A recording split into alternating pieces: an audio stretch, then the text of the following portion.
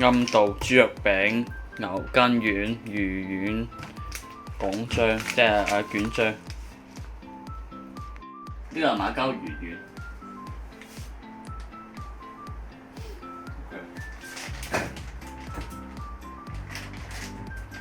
啱啱解凍，今朝早到。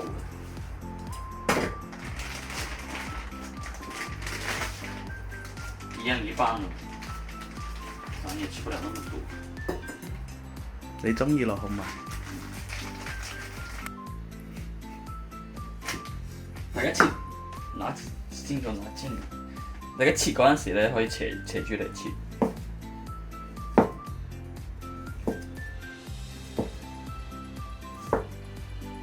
求其淥一淥佢，求其淥一淥都好食㗎。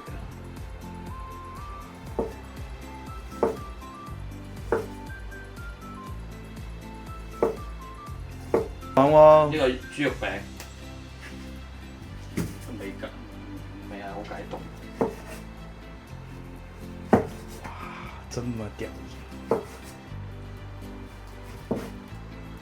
平時呢個咧，我就最中意嚟炸，炸完之後咧好香口，因為佢呢啲咧全部入邊，大家見到呢啲入邊白白地嘅咧，呢個係豬油嚟㗎。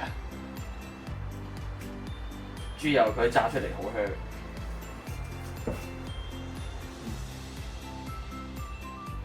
如果大家炸嘅話，可以切厚啲；如果太薄嘅話，佢就炸出嚟咧就有啲似薯片咁嗰啲口感。煮嘅話就可以切薄啲。你平時整通粉啊、打邊爐啊嗰啲水煮㗎、炒啊、炸啊。清水煮，引啲醬料就破費㗎啦。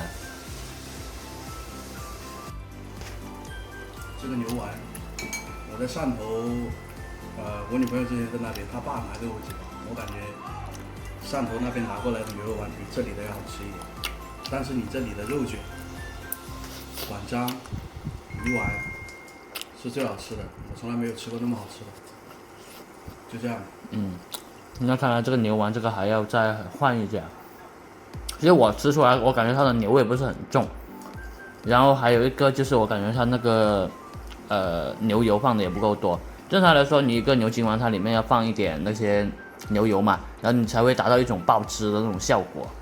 它這個我感覺它放的不夠牛油，所以可能也就是味道不夠濃的原因吧。不過這個魚蛋啊，老表強烈推薦。我操，真他媽好吃！從來沒有吃過這麼好吃的魚蛋，好 Q 彈。剛剛吃這個唔係頭先食呢個咧，應該係未解凍咁完全咧。